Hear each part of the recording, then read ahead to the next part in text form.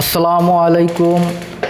চলে আসলাম বাগেরহাট হজরত খান জাহান আলীর রহমতুল্লাহ আলাইয়ের মাজারে। চলেন আমরা মাজার শরীফে যাই, দেখে আসি মাজার শরীফে কি কি আছে, কেন এখানে মানুষ আসে, কত দূর থেকে মানুষ আসে, কি জন্য আসে। চলেন আজকে আমরা বিস্তারিত জানবো এবং দেখব। যা যাক ভিতরে। আমরা শুরুতেই দেখতে পাচ্ছি দুই সাইডে অনেক দোকানপাট, মানুষজন অনেক, প্রচুর মানুষ যাতিছে আসতেছে। তারপরে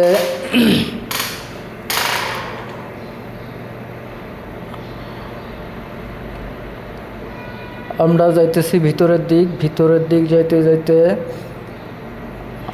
আজ আমার সাথে ফ্যামিলি আছে, ফ্যামিলির ভিডিও না দেখাই, কারণ নিষেধ করছে, দেওয়া যাবে না।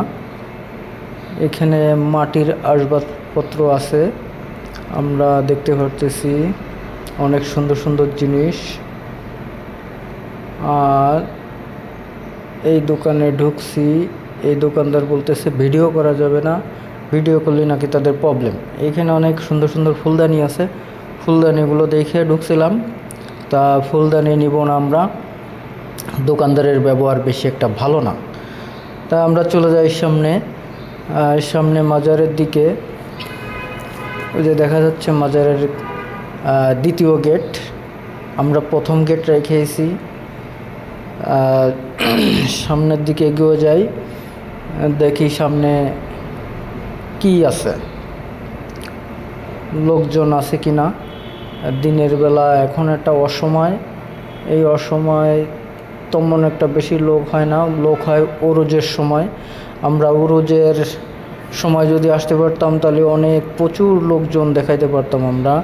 এখানে এত পরিমাণ লোক আসে, দেশ বিদেশ থেকে, দূর দূরান্ত থেকে লোকজন এসে এই মাজার শরীফে ঘুরে যায়। মনে করুন কেউ নামাজ আদায় করে, কেউ ছাগল গরু মানত করে, কেউ টাকা পয়সা মানত করে, কেউ খিচুড়ি রান্না করে খাওয়ায় এই ওরজের মানুষদেরকে।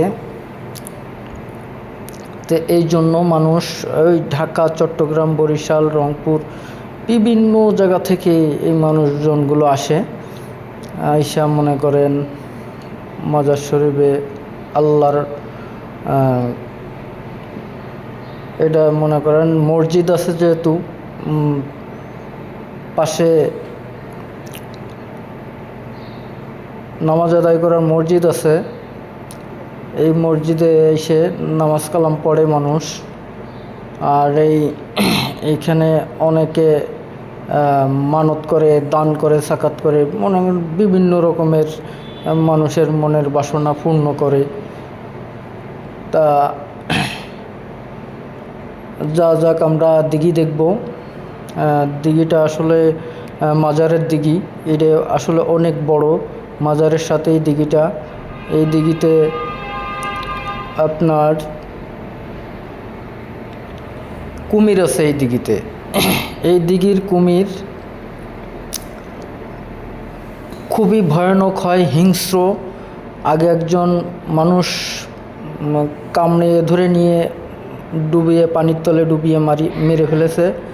মেরে ফেলার পরে তারপরে তার আর কোনো খোঁজ খবর পাওয়া যায় নাই।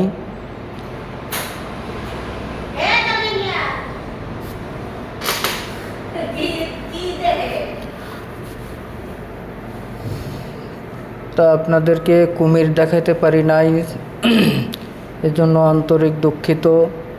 এখানে আমরা মাজারের সিঁড়ি দিয়ে নিচে নামতেছি,